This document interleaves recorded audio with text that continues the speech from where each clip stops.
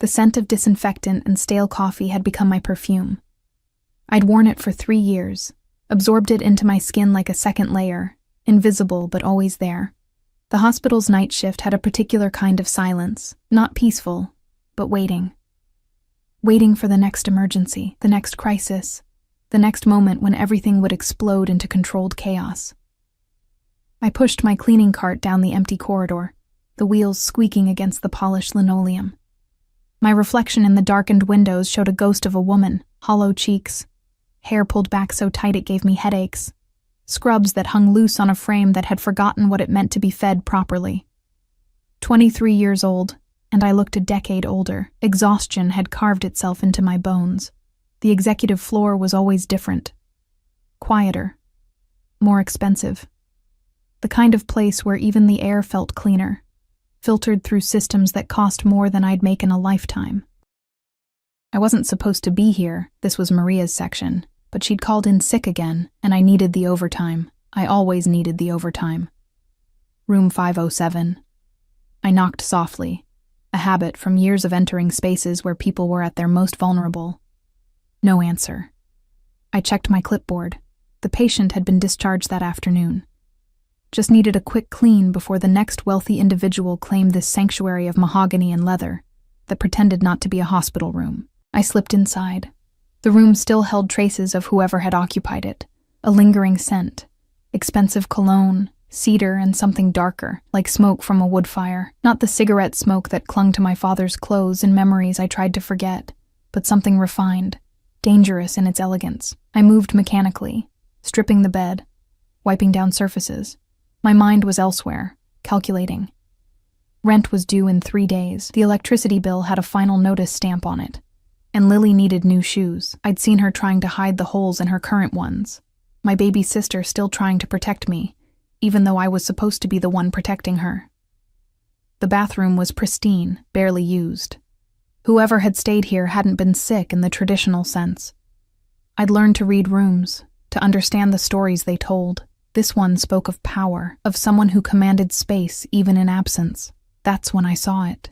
A watch, sleek and black, resting on the marble counter by the sink. My breath caught. It was the kind of thing I'd only seen in magazine advertisements. The kind that cost more than my yearly salary. More than enough to solve every problem crushing me into dust. My hand trembled as I reached for it. Not to steal. I wasn't a thief. I needed to turn it in to Lost and Found. That was protocol. That was the right thing to do. But my fingers closed around the cool metal anyway. And for just a moment, one stolen moment, I let myself imagine what it would feel like to not be drowning, to breathe without the weight of the world pressing down on my chest. I wouldn't do that if I were you. The voice came from behind me, smooth as silk and sharp as a blade. My heart stopped. I spun around, the watch slipping from my fingers, and time seemed to slow as it fell toward the tile floor. A hand shot out, catching it before impact. Fast. Impossibly fast. I looked up and up, into eyes that reminded me of a wolf's. Gray, calculating, ancient, despite the young face they inhabited. He was perhaps 30, perhaps ageless, tall enough that I had to tilt my head back. He wore black, everything black, tailored so precisely it looked like a second skin. The cologne I'd smelled earlier intensified, surrounding me, making the small bathroom feel even smaller.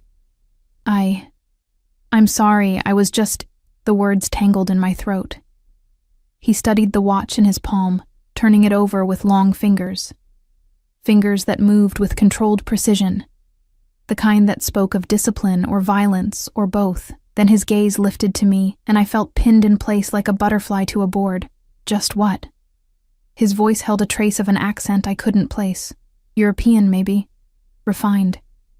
Stealing? No, I was going to take it to Lost and Found, I swear. Panic climbed up my spine. I couldn't lose this job. I couldn't. Lily depended on me. Please, I wasn't stealing. I would never. He took a step closer. I took a step back, hitting the counter. Trapped. The bathroom suddenly felt like a cell, and he was the warden studying his newest prisoner. What's your name? The question threw me. Emma Crawford. Emma. He said it slowly, tasting each syllable. Do you know who I am? I shook my head mutely. Should I? Was he someone important? Of course he was. The watch, the private room, the way he carried himself like he owned not just the space, but the air in it. Something flickered in his eyes. Amusement? Satisfaction? Good. That makes this easier. Makes what easier? He slipped the watch into his pocket, but he didn't move away. Instead, he leaned against the doorframe, blocking my only exit. Not threatening exactly, but absolute in his control of the situation. I noticed details I'd missed in my panic, the way his shirt collar was open, revealing a tan throat, the slight shadow of stubble along a jaw that could cut glass, the complete absence of fear or uncertainty in his posture. You're working 3 jobs. It wasn't a question. I blinked. How did you... You have the look. He tilted his head, studying me like I was an equation to solve. Running yourself into the ground. Desperate, but proud. You didn't take the watch, even though you wanted to, even though it would solve your problems. Shame burned in my chest. I don't know what you're talking about. Yes, you do. He pushed off the doorframe, and suddenly the space between us felt charged, electric. You're honest. Rare quality. I need to finish my shift. I tried to move past him, but he didn't budge. How much do you need? Excuse me? Money. How much do you need to get out of whatever hole you're in? Pride warred with desperation. Pride lost. I don't understand why you're asking. Answer the question, Emma. The way he said my name, like he had a right to it, like it was already his, sent a shiver down my spine that had nothing to do with cold. $5,000. The number escaped before I could stop it. Rent, utilities, my sister's school expenses. But I'm not asking for... Done. I stared at him. What? 5,000. I'll have it delivered to you by morning. He straightened his cuffs, the movement casual, as if he'd just agreed to buy me a coffee instead of changing my life. In exchange, you'll do something for me. Every warning bell in my head started ringing. I don't do that kind of... His laugh was low, dark, genuinely amused. Nothing sexual, though your assumption is telling. His eyes traveled over me, clinical yet somehow intimate. You'll attend a dinner with me, Friday night. Wear something elegant. I'll provide the dress. Why would you? Because you intrigue me, Emma Crawford. And I'm a man who gets what he wants. He finally stepped aside, giving me room to pass, but his next words froze me in place. Your father was David Crawford, wasn't he? My blood turned to ice. How do you know that? I make it my business to know things. He pulled out a card, black, minimalist, just a phone number in silver print. You'll hear from me. And Emma? I looked back, trapped in that gray gaze. Don't run. You won't like what happens if you run. Then he was gone, moving with a silence that seemed impossible for a man his size. I stood in the bathroom, the card burning in my hand, my reflection in the mirror showing a woman who'd just made a deal with the devil. Except I hadn't agreed to anything, had I? My phone buzzed. An unknown number. A text message. The money will be in your account by sunrise. The dress will arrive Thursday. Don't disappoint me. I should have been afraid. I should have blocked the number, thrown away the card, run like he'd warned me not to. Instead, I stared at the message until my vision blurred, and wondered what I'd just unleashed into my carefully controlled disaster of a life. The card in my hand felt heavier than metal had any right to be. The money appeared like magic. Like a fairy tale, except fairy tales didn't come with strings attached to men who moved like shadows and spoke in commands disguised as requests. I stared at my phone screen in the break room, refreshing my banking app for the 7th time. The numbers didn't change. $5,342. He'd added extra, enough to cover the overdraft fees I'd accumulated, the late charges I'd stopped counting. You okay, Emma? Sarah, one of the ER nurses, touched my shoulder. You look like you've seen a ghost. I looked like I'd made a deal with one. I'm fine. Just tired. You're always tired, honey. She squeezed gently before heading back to her shift. Take care of yourself. But I didn't know how to do that anymore. Taking care of myself was a luxury I'd abandoned 3 years ago. The night I'd grabbed Lily from our father's house and never looked back. The night I'd chosen survival over safety. Poverty over violence. I paid the rent online during my lunch break, my fingers shaking so badly I had to re-enter the account number twice, the electricity bill next. Then I transferred money for Lily's school trip. The one she'd pretended not to care about. The one I'd seen her circling in the permission slip before hiding it in her drawer. By the time Thursday arrived, I'd almost convinced myself it was all a hallucination. Stress-induced psychosis. The mind playing tricks after too many double shifts and not enough sleep. Then, the dress arrived. The delivery man looked uncomfortable standing in the doorway of our third-floor walk-up, holding a garment bag that probably cost more than our monthly rent. Emma Crawford? I signed with numb fingers. The fabric inside was midnight blue, silk that moved like water. The tag had been removed, but I knew designer when I felt it. There was a note, written in sharp, precise handwriting. 8 p.m. A car will collect you. Don't be late. No signature. He didn't need one. Who's that from? Lily appeared behind me, 15 years old and too perceptive for her own good. Her dark hair, the same shade as mine before exhaustion had dulled it, hung in a braid over her shoulder. Work thing. The lie tasted bitter. I have to attend a hospital fundraiser. Her eyes narrowed. Since when do you get invited to fundraisers? Since I've been working there 3 years. I hung the dress in my closet, hiding it behind my work scrubs. It's networking. Could lead to better opportunities. That part, at least, might not be a lie. I didn't know what this was, what he wanted. But men like him didn't give money without expecting returns. The dinner was just the first payment on a debt I didn't remember signing up for. Friday crawled by with the speed of continental drift. I picked up an extra shift, needing the distraction, needing to not think about gray eyes and dangerous smiles and the way my father's name had sounded in his mouth. Like he knew things. Terrible things. Things I'd buried deep. By 7 p.m., I was home, staring at the dress like it might bite. Lily had taken the bus to her friend's house for a sleepover. I'd made sure she was gone, made sure she wouldn't see whatever was about to happen. Protection was instinct now, coded into my DNA.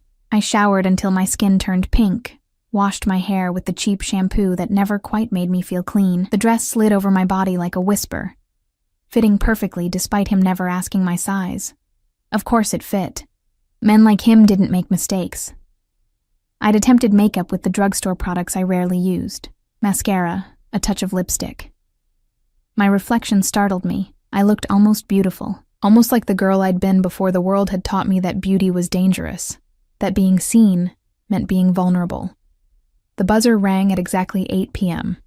The car was black, sleek, windows tinted so dark they reflected the streetlights like mirrors. The driver who emerged wore a suit that marked him as security, broad-shouldered, alert eyes that scanned the street before opening the rear door. Miss Crawford. It wasn't a question. I climbed in, the leather interior swallowing me in luxury I'd only seen in movies. The door closed with a heavy thunk that sounded like finality. We drove through the city, away from my neighborhood with its flickering streetlights and barred windows, into areas where the buildings grew taller, the streets cleaner, the people scarcer. Old money territory, the kind of place where power whispered instead of shouted. The restaurant was unmarked, just a discreet door between a gallery and a law firm. The driver opened my door, gestured for me to enter. He's waiting. Inside was a different world, low lighting, tables spaced for privacy, the quiet murmur of conversations that discussed mergers and acquisitions, not bills and survival. A hostess appeared, tall, elegant, her smile professional and cold. Miss Crawford, this way. She led me through the main dining room to a private area in the back, separated by frosted glass panels. And there he was. He stood as I entered, and the simple act felt like a production. He wore a different black suit, or maybe it was the same. They all looked expensive and dangerous on him. His hair was styled back, revealing the sharp angles of his face.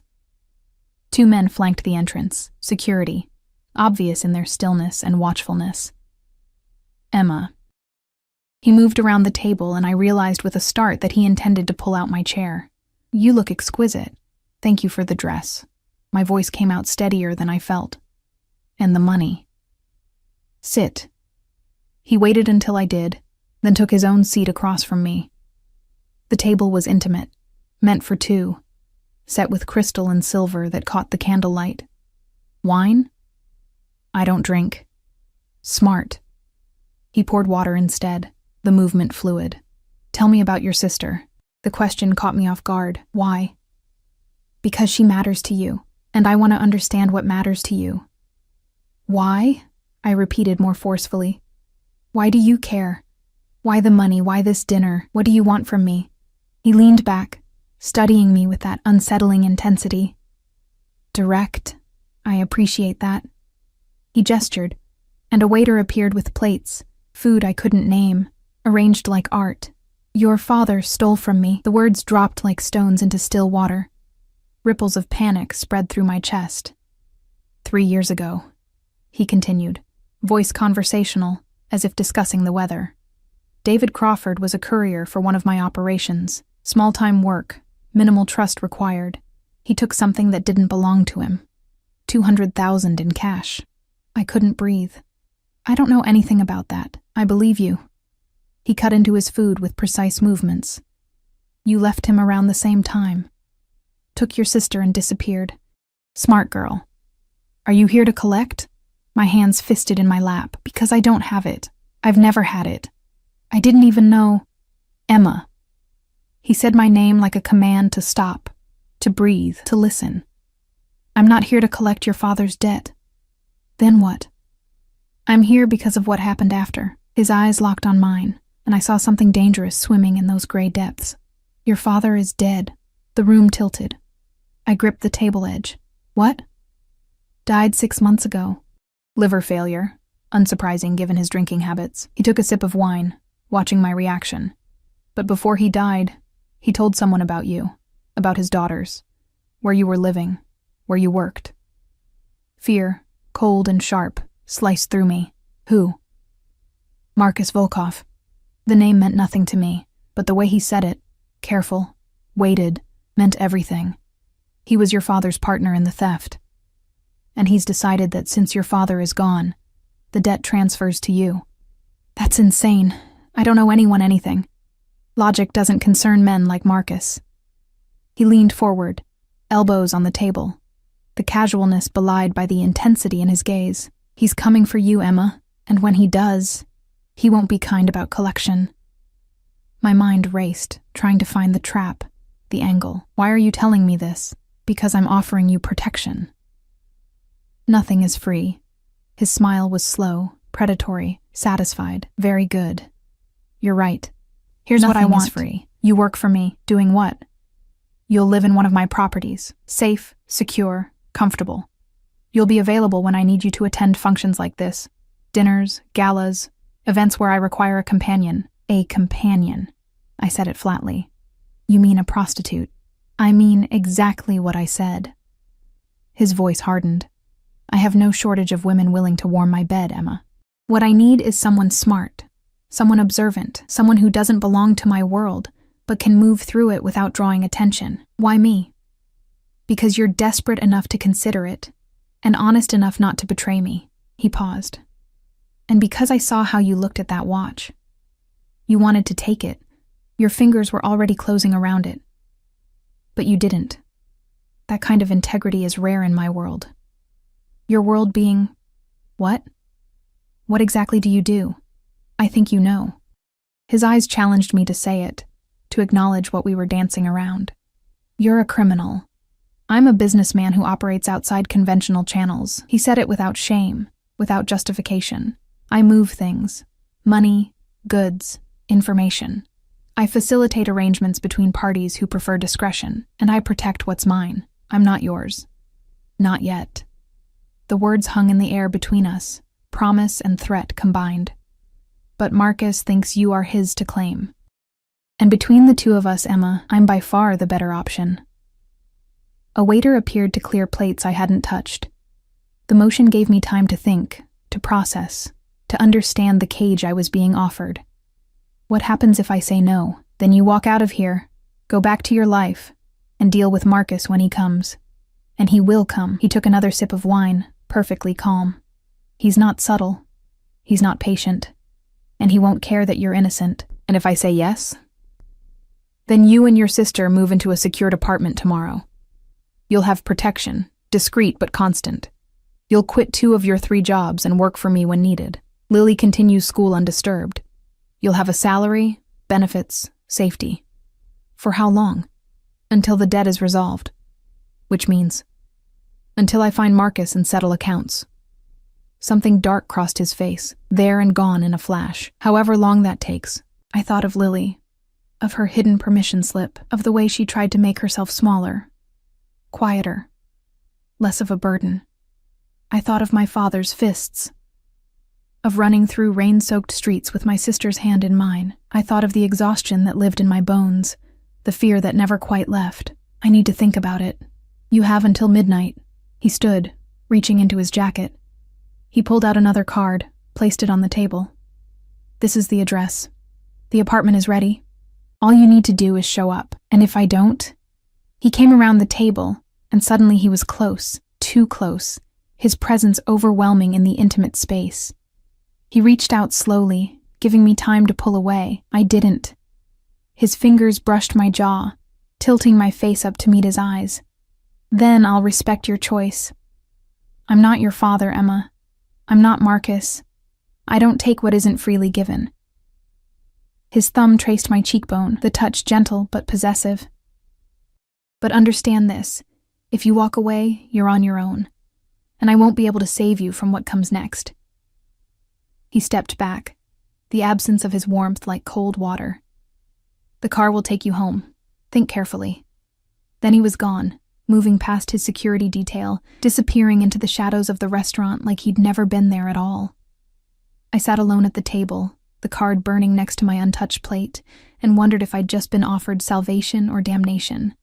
The answer, I suspected, was both. I didn't go home. The driver took me back to my apartment building, but I couldn't make myself climb those stairs, couldn't face the decision waiting in the silence. Instead, I walked. Block after block through streets that grew darker, more familiar, more dangerous as midnight approached. My phone buzzed. Lily. Having fun! Sarah's mom made pizza. Love you. I typed back, love you too, baby girl. See you tomorrow. Tomorrow. What would tomorrow look like? The apartment with its peeling paint and broken heater. Working myself to death while waiting for a man named Marcus to collect a debt I didn't owe? Or a gilded cage owned by a man whose name I still didn't know? Whose eyes saw too much, whose touch had burned like a brand. My father's voice echoed in my memory. You're just like your mother, too proud for your own good. Pride doesn't pay bills, Emma. He'd been right about that, at least. Pride had never paid bills, but it had kept me human when everything else tried to strip that away. I found myself outside the building from the card, a high-rise in the financial district, all glass and steel reaching toward a sky I couldn't see through the city lights. Security nodded as I approached, like they'd been expecting me, like my choice had already been made. Miss Crawford, 15th floor. The guard handed me a key card. Mr. Constantine is waiting. Constantine. Finally, a name for the devil. The elevator was mirrored, showing me a woman in a designer dress who looked lost, afraid, determined. All 3 at once. The ascent was smooth, silent, delivering me to a private hallway with a single door. I knocked.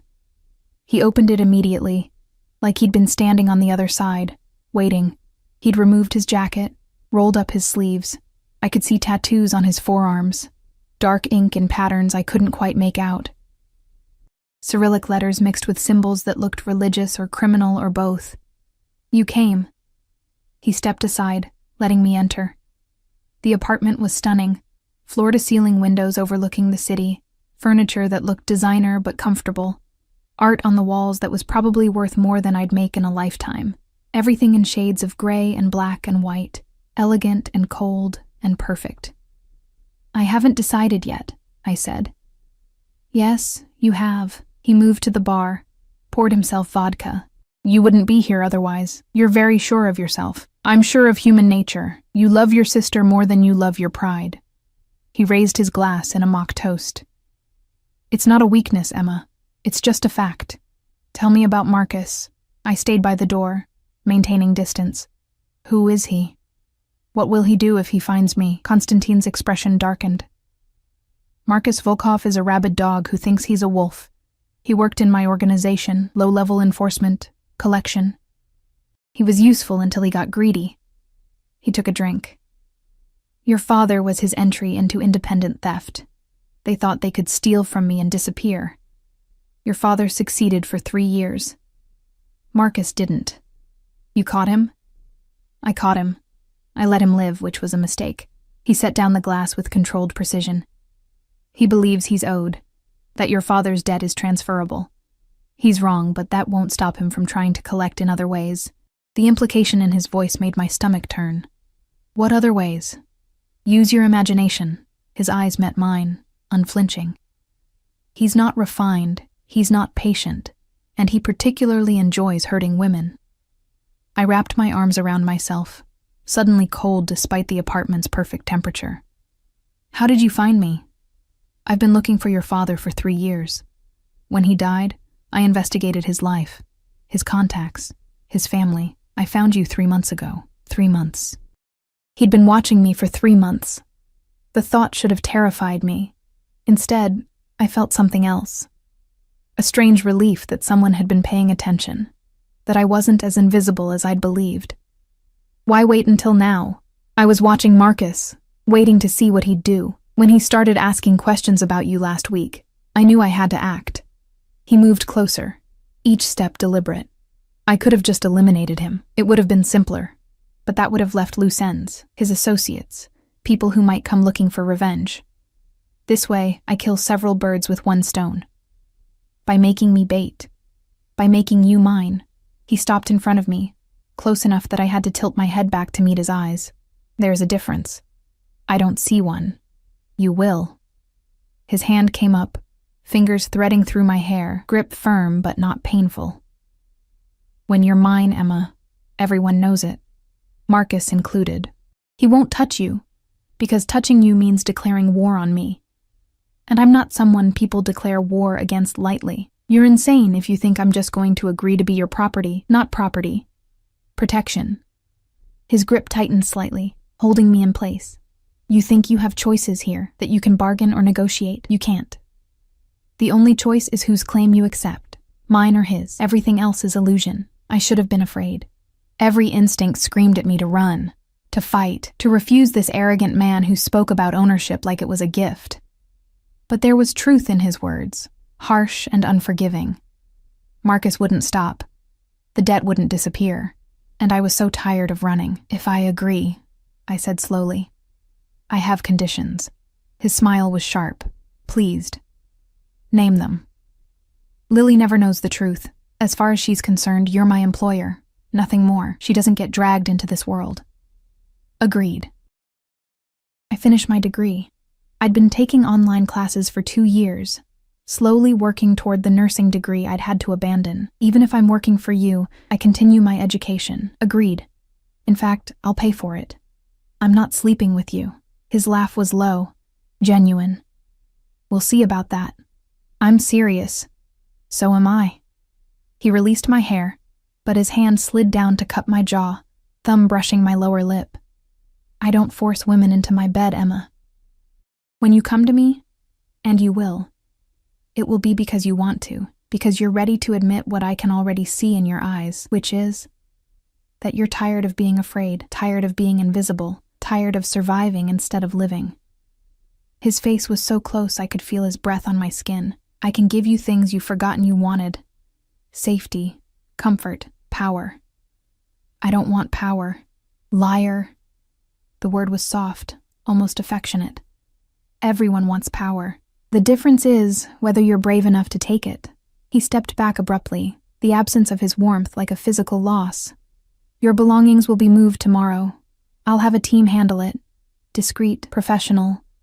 Lily can pick her room. The second bedroom has an ensuite bathroom and better light. Just like that? Just like that. He retrieved his phone, typed something quickly.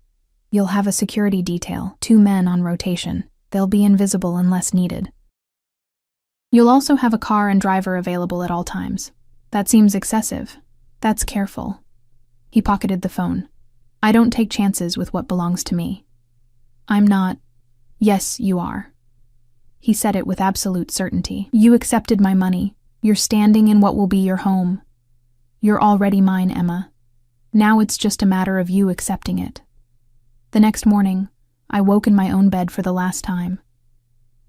The apartment already felt different, like it knew I was leaving, like it was releasing me from its grip.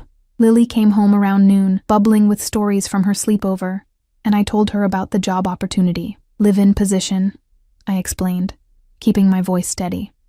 Personal assistant to a businessman. It comes with housing, better pay, and he's agreed to fund my degree. Her eyes were wide, hopeful, too trusting. That's amazing. What's he like? Professional, demanding, true enough. But fair. The movers arrived at 2, silent, efficient men who packed our lives into boxes with the kind of care usually reserved for expensive art. Everything we owned fit into a single truck. 3 years of survival, of scraping by, reduced to cardboard and tape. The apartment Constantine had prepared was more than I'd imagined. 2 bedrooms, 2 bathrooms, a kitchen with appliances that looked new, a living room with furniture that was actually comfortable. Floor-to-ceiling windows overlooked a park I'd walked through once, years ago, when I'd still believed in things like leisure and beauty. Lily chose the room with better light, exactly as he predicted. She unpacked her books, her clothes, her small collection of treasures, and for the first time in 3 years, I saw her smile without shadows behind it. She appeared in my doorway as I hung clothes in a closet big enough to be a bedroom itself. Is this real? We're really staying here?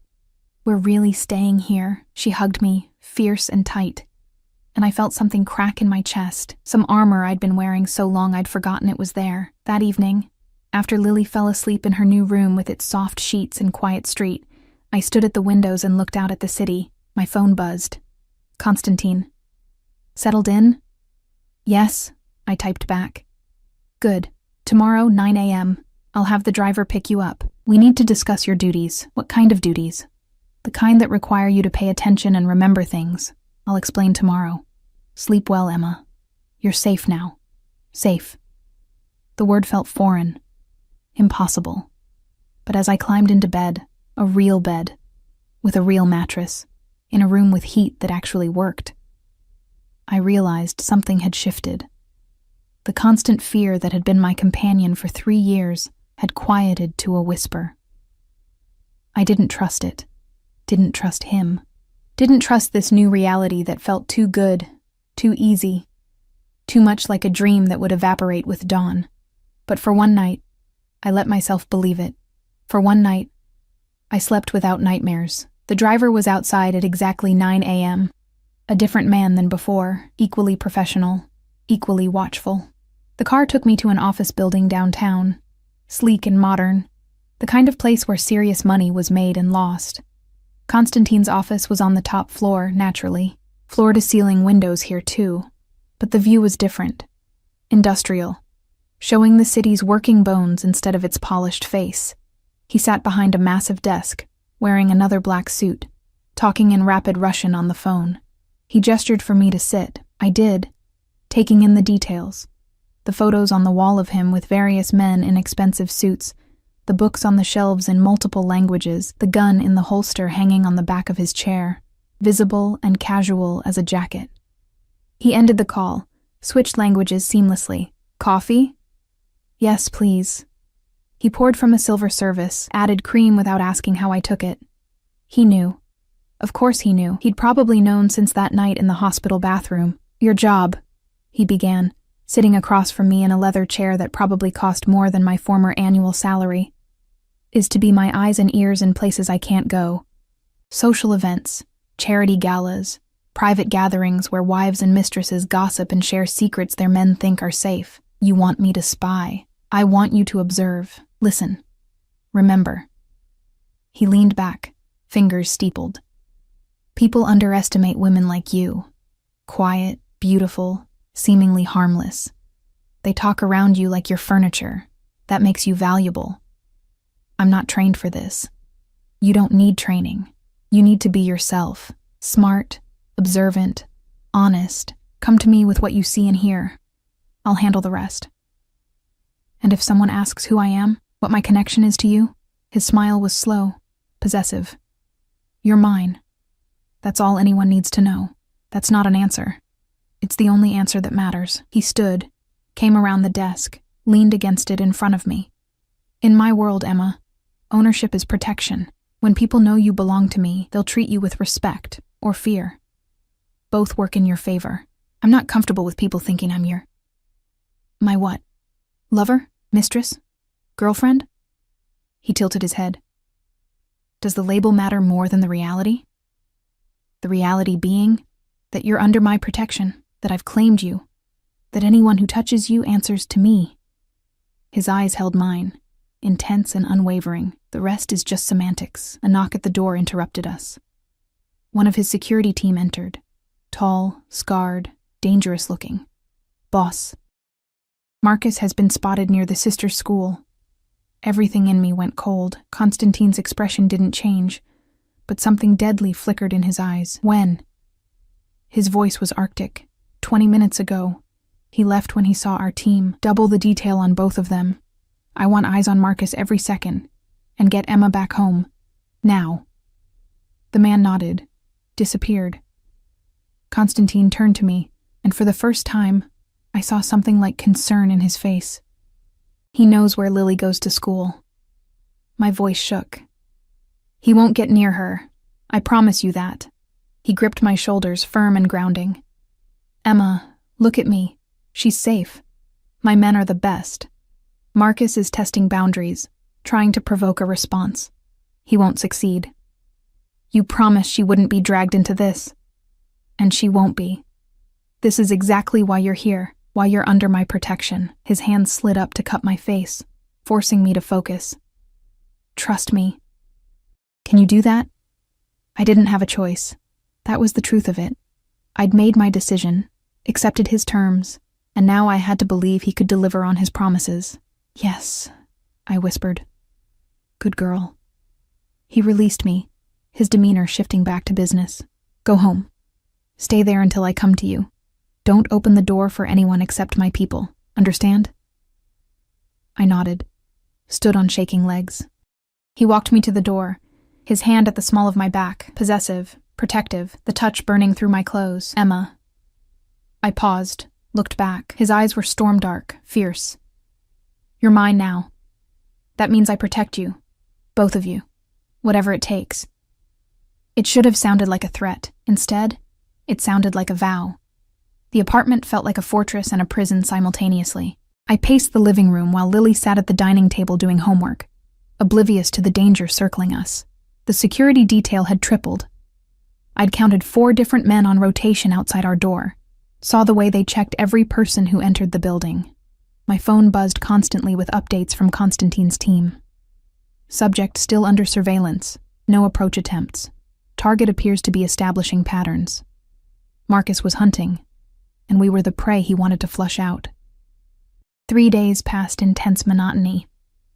I barely slept, jumped at every sound, watched Lily like she might disappear if I blinked. Constantine called every evening, his voice steady and calm, a counterpoint to my spiraling anxiety. He's getting impatient, he told me on the 3rd night. Good. Impatient men make mistakes. What kind of mistakes? The kind that let me end this. A pause. How are you holding up? I'm fine. The lie was automatic. Liar. But he said it gently, almost fondly. I'm coming over. We need to talk. He arrived an hour later, appearing at my door with a bag from a restaurant I recognized from magazine spreads. The kind of place that required reservations months in advance. His security stayed in the hallway while he entered, filling the space with his presence. You haven't been eating.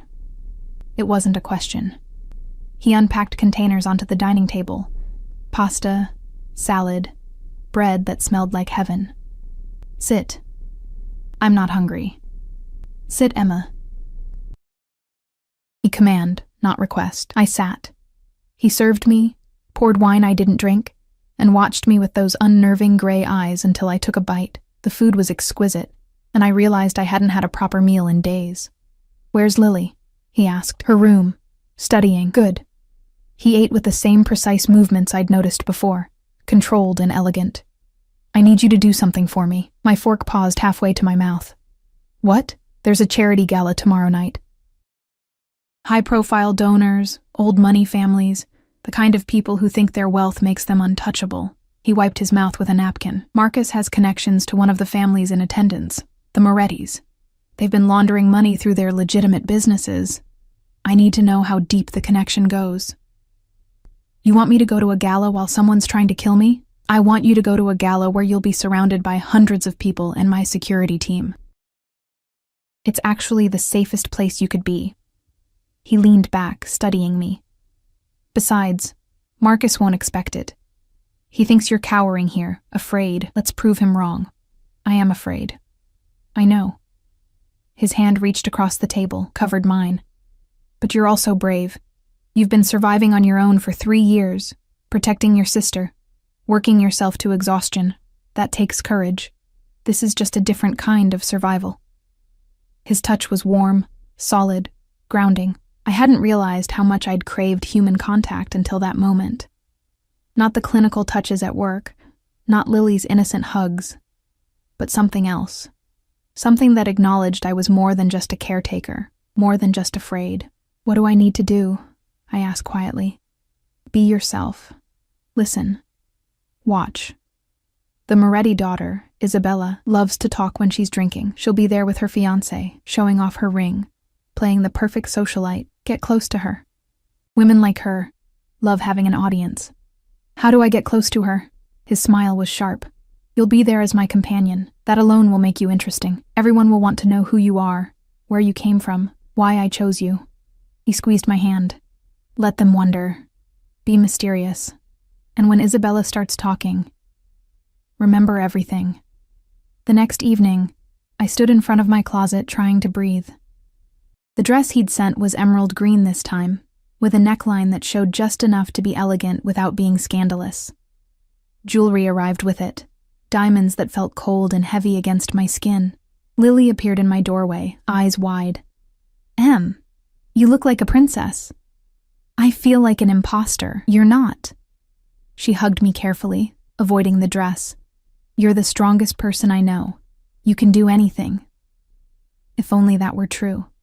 Constantin picked me up personally this time, emerging from the car in a tuxedo that made him look even more dangerous than usual. Refined danger. The kind that moved through society's upper echelons without raising alarms. Breathtaking, he said simply, offering his arm. The gala was held at a museum, marble floors, soaring ceilings, art worth more than entire neighborhoods. Women dripped in jewels and designer gowns. Men wore power as casually as their expensive watches. I felt like an alien who'd landed on a foreign planet. Constantine's hand at the small of my back kept me grounded as we moved through the crowd. People parted for him, their smiles respectful and slightly fearful. He introduced me simply, Emma Crawford, my companion. The word carried weight I was beginning to understand. Not girlfriend, not date. Companion implied something more permanent, more significant, ownership, like he'd said. Protection wrapped in possession. Constantine! A woman's voice, bright and slightly slurred. I turned to see her, mid-20s, blonde, beautiful in the way of people who'd never known hardship. Diamonds glittered at her throat. I didn't know you were bringing someone. Isabella. His smile was polite, distant. Allow me to introduce Emma. Her eyes raked over me, assessing and dismissing in seconds. Charming. Where did you two meet?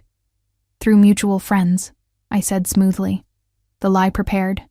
I work in healthcare administration. How noble. She sipped champagne, already bored. Her fiancé appeared, tall, handsome, vacant-eyed. Darling, this is Constantine and his companion. The emphasis on the word was deliberate, mildly insulting. Constantine's hand tightened on my waist, a subtle warning for patience. We made small talk, excruciating, meaningless conversation about the weather, the art, the food, but I watched, listened, noticed.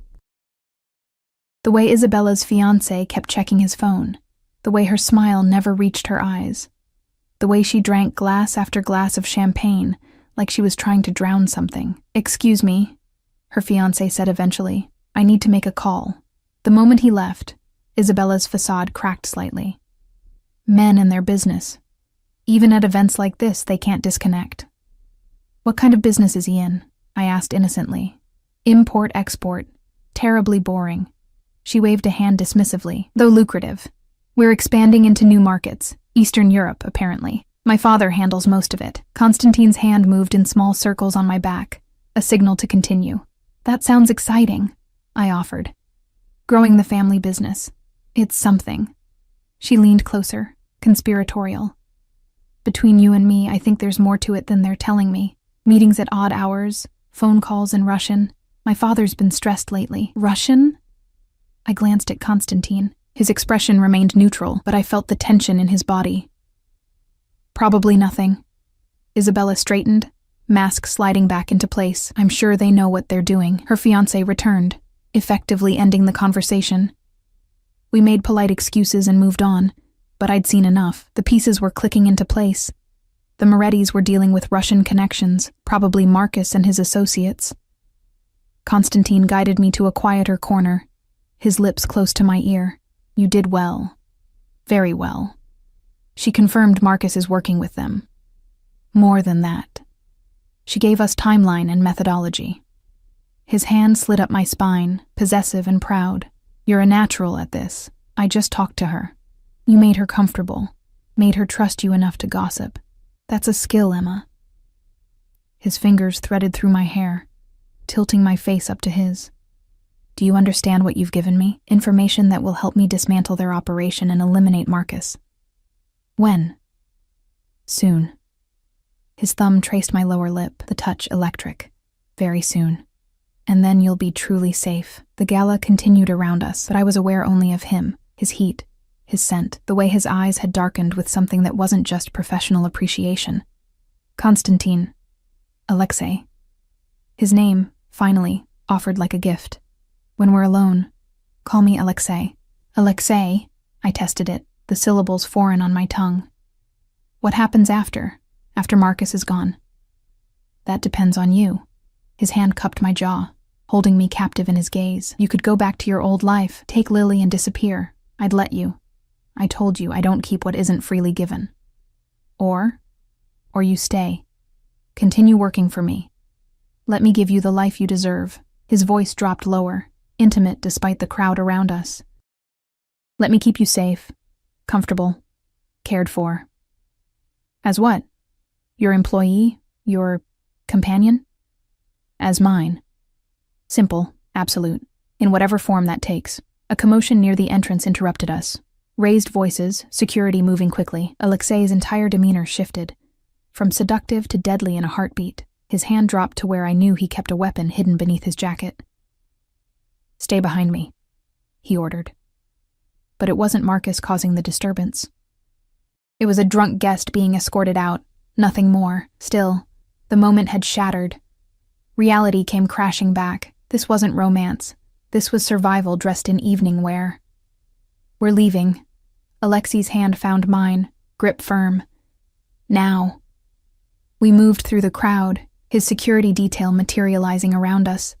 The car was waiting, engine running.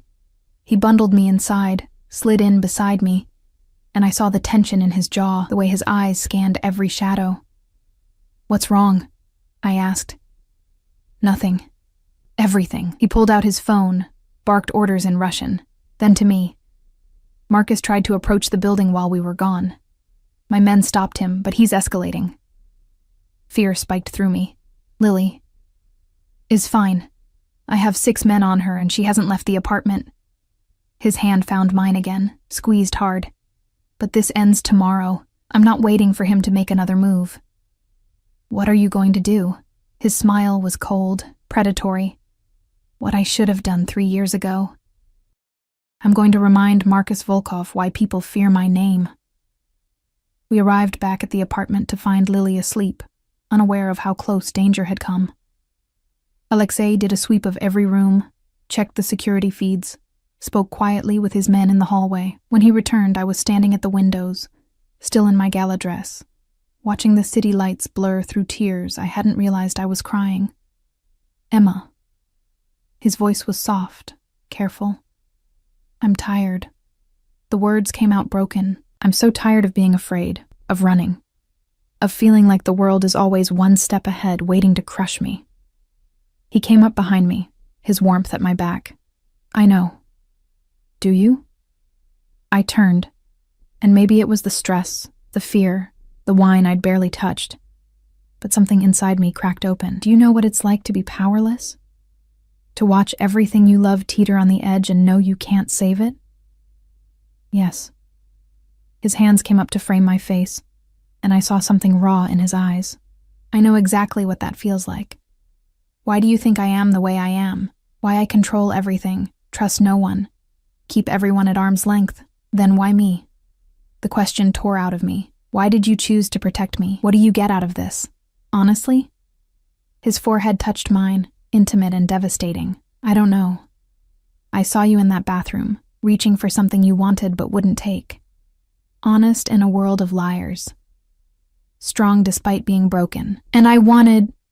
He stopped. Something like vulnerability crossing his features. I wanted to keep that. Keep you. Make sure the world didn't destroy what was left of your light. I'm not light. I'm barely surviving.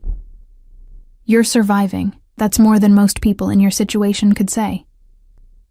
His lips brushed my forehead, tender and possessive. Let me help you do more than survive, Emma. Let me give you a life worth living. By making me yours, by letting yourself be mine. His hands slid down to my shoulders. There's a difference. One is imprisonment. The other is choice. I looked up at him. This dangerous, powerful man who'd upended my life, who offered protection wrapped in control, who looked at me like I was something precious and breakable and worth keeping. Tomorrow, I whispered. End this tomorrow. Make us safe. I will. A vow, dark and certain. I promise you, Emma, by tomorrow night, Marcus will be nothing but a memory, and you'll never have to be afraid again. He kissed my forehead once more, then left, his security detail closing ranks around him. I stood alone in my beautiful prison, and wondered if safety and freedom could ever truly coexist, or if I'd just traded one cage for another. Except this one had a captor I was beginning not to want to escape. The call came at 3 a.m. I hadn't been sleeping, couldn't sleep, knowing that somewhere in the city, Alexei was hunting a man who wanted to hurt me. The phone's vibration against my nightstand made my heart stop. Unknown number. I answered with shaking hands. Emma Crawford? A voice I didn't recognize. Male. Russian accent. Who is this? Friend of Marcus. He wants to meet. Discuss terms. Ice flooded my veins. I don't have anything to discuss with him. Your sister does. The words were casual. Deadly. Pretty girl. 15, yes. Would be shame if something happened to her. If you touch her, then come. Alone. Old warehouse on Pier 17, 1 hour. Come alone, or little sister pays for Constantine's sins. The line went dead. My hands wouldn't stop shaking. This was a trap. Obviously a trap. But Lily was down the hall, asleep, vulnerable. And if Marcus had people who could get to her... I pulled on jeans, a sweater, grabbed my keys, wrote a note for Lily in case I didn't come back. I love you. You're the best thing in my life. Be strong. The security guard outside my door stood as I emerged. Miss Crawford? Everything all right? I need to go out. Mr. Constantine's orders are that you stay. I don't care about his orders. I pushed past him toward the elevator. He followed, speaking rapidly into his radio. I heard Alexei's name, heard urgency in the Russian words I couldn't understand. The guard tried to stop me at the building entrance. Please, Miss Crawford, let me call the boss. No. I pulled away, ran into the street. A taxi was passing. I flagged it down, gave the address, and we pulled away before anyone could stop me. The warehouse district at night was exactly as terrifying as expected. Abandoned buildings, broken streetlights, shadows that moved with rats or worse. Pier 17 loomed ahead, a skeletal structure against the black water. I paid the driver, stepped out into cold that bit through my sweater. The warehouse door was open, inviting me into darkness. Every instinct screamed at me to run. But I thought of Lily, of her smile, of the way she'd finally stopped flinching at loud noises. I couldn't let Marcus take that from her. I walked inside. The space was vast, empty except for old crates and industrial debris. Moonlight filtered through broken windows, creating patterns on the concrete floor. I heard footsteps, turned to see Marcus emerge from the shadows. He was smaller than I'd expected. Average height, thinning hair, the kind of man who'd be invisible in a crowd. But his eyes were wrong, empty in a way that made my skin crawl. Emma Crawford. He smiled, showing yellow teeth. David's daughter. You look like him, you know. Same eyes, same stupid pride. What do you want? What I'm owed. He circled me slowly, predator assessing prey. 200,000, plus interest. 3 years of interest. I don't have that kind of money, but your new boyfriend does. Marcus stopped in front of me. Constantine thinks he can take what's mine. First my position in the organization, then my money, now my debt. I'm here to collect what he owes me. I'm not his... Don't lie to me. His hand shot out, grabbed my arm hard enough to bruise. You think I'm stupid? You think I don't see what he's doing? Using you to get to me, to flush me out? Well, it worked. Here I am. Where are your friends? I asked, trying to keep my voice steady. The ones who called me? His smile widened. There are no friends, just me, just you, and a very simple transaction. You're insane if you think he'll pay. Oh, he'll pay.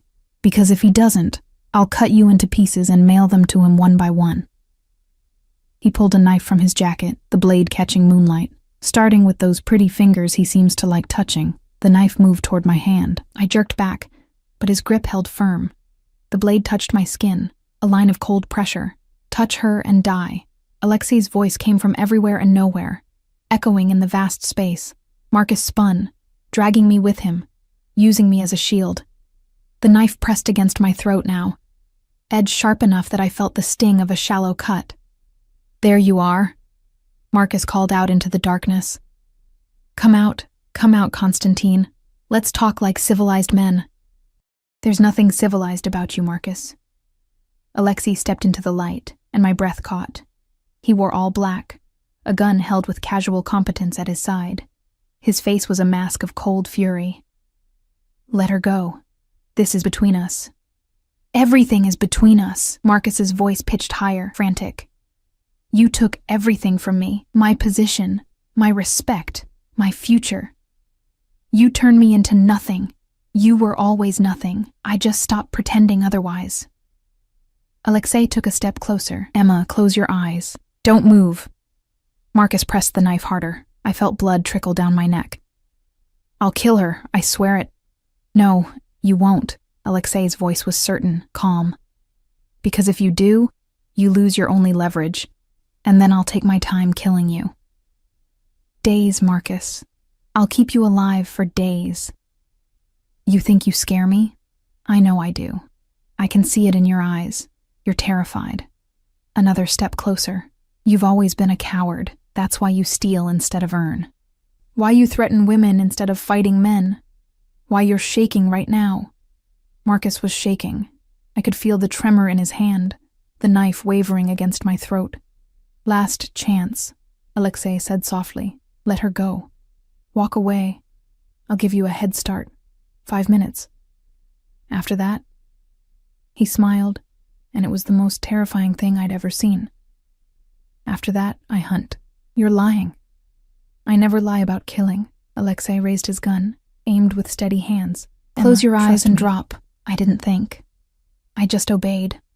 I closed my eyes, let my legs give out, dropped straight down. The knife sliced air where my throat had been. A gunshot cracked through the warehouse, deafening in the enclosed space. Marcus screamed. The knife clattered away. Strong hands grabbed me, pulled me to the side. I opened my eyes to see Alexei's security team swarming in. Marcus on the ground clutching his shoulder, blood spreading across concrete. Alexei crouched beside me, hands running over my body, checking for injuries. Are you hurt? Emma, look at me. Are you hurt? I'm fine. My voice came out steadier than I felt. How did you... Your security guard called me the second you left. I've had teams tracking you since you got in that taxi. His hands cupped my face, and I saw fear in his eyes. Real, raw fear. What were you thinking? Coming here alone, walking into an obvious trap. He threatened Lily. She was never in danger. I had 6 armed men outside your apartment. His voice rose, anger covering the fear. Do you understand what could have happened? If we'd been 30 seconds later, but you weren't. I grabbed his wrists, holding on. You found me. You saved me. You never should have needed saving. You should have trusted me. His forehead pressed to mine, breathing hard. God, Emma, when I got that call, when I realized where you were going, I'm sorry. Tears were falling now, shock setting in. I'm sorry, I couldn't risk her. I couldn't. I know. His lips brushed my forehead, my cheeks tasting my tears. I know, Malaya Moya. But you're mine to protect. Both of you. You don't get to throw your life away without permission. Behind us, Marcus was being hauled to his feet by security. Alexei stood, pulling me with him, keeping me tucked against his side. What do you want us to do with him, boss? One of the men asked. Alexei looked at Marcus, really looked at him, with eyes that held nothing but cold calculation. Make it clean. No trace. And send a message to the Morettis. Their arrangement is over. Anyone who works with my enemies becomes my enemy. No. Marcus struggled against the hands holding him. Constantine, please, I'll leave the city. I'll disappear. You had your chance to disappear 3 years ago. Alexei's voice was flat, final. You should have taken it. They dragged Marcus away, his protests fading into the night. I should have felt something. Horror, guilt, satisfaction. Instead, I just felt numb, exhausted, like I'd been running for years and finally stopped. Come on. Alexei guided me toward the warehouse entrance where multiple black cars waited. Let's go home. Home. The word caught in my chest. The drive back was silent. Alexei held me against him in the back seat, one arm wrapped around my shoulders, the other hand holding mine. I felt his heartbeat gradually slow from its frantic pace, felt the tension drain from his body as we put distance between us and the warehouse. I was terrified, he said finally, quietly. When I realized you'd gone to him. When I thought I might be too late. You're always in control. I didn't think you got scared. Everyone gets scared, Emma. The difference is what you do with the fear. His fingers threaded through mine, gripped tight. Mine makes me dangerous. Yours makes you brave. I don't feel brave. You walked into a warehouse alone to protect your sister. That's the definition of brave. He kissed my temple. Also the definition of reckless and infuriating, and he stopped, searching for words. Mine. God help us both. But you're mine. We arrived back at the apartment to find Lily still asleep, unaware of how close she'd come to losing me.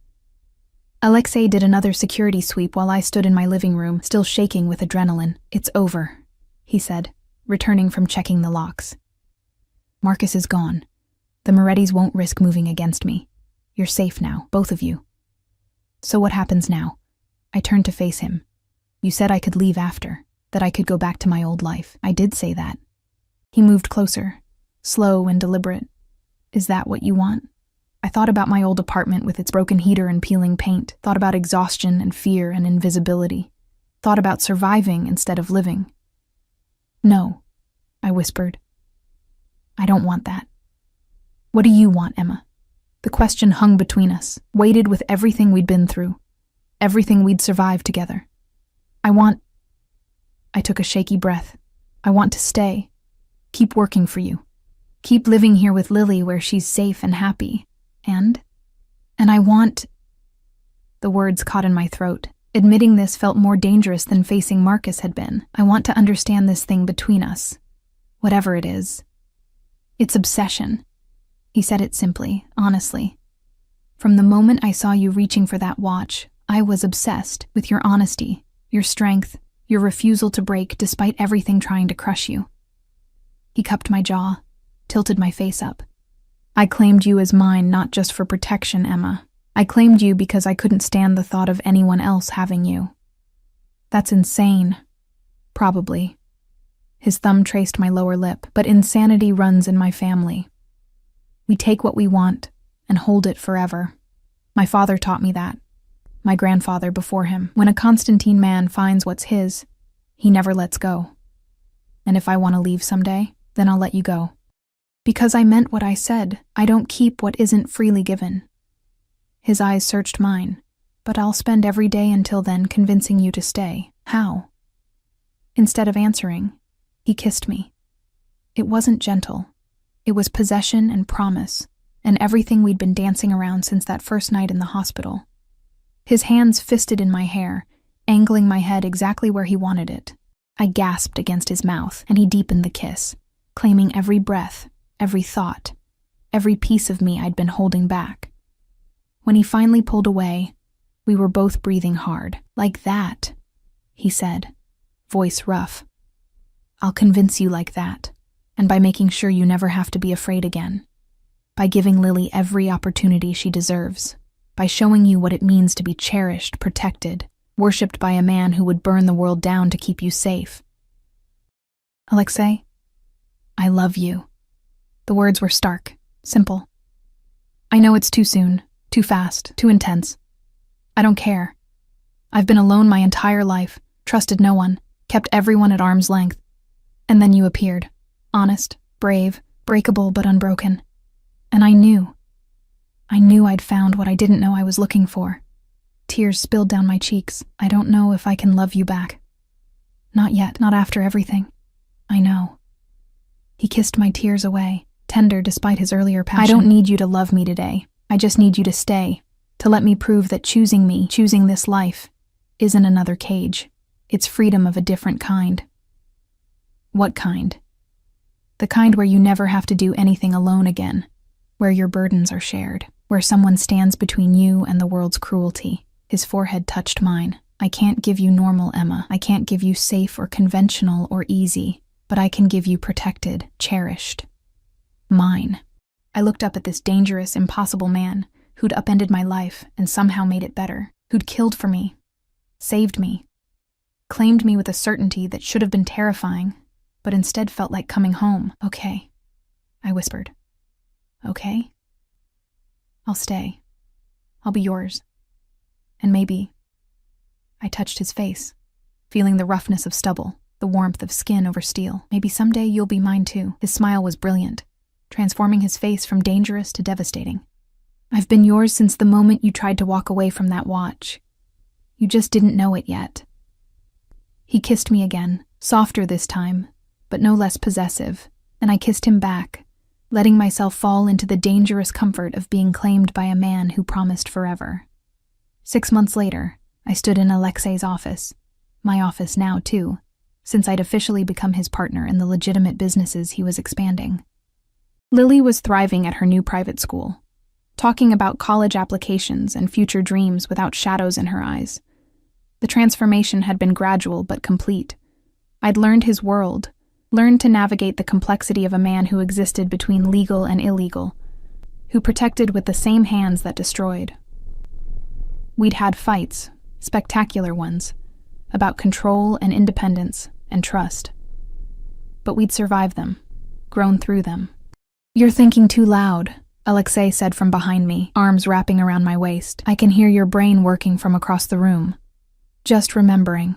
I leaned back into him. That night in the hospital, how terrified I was. And now? Now I'm terrified for different reasons.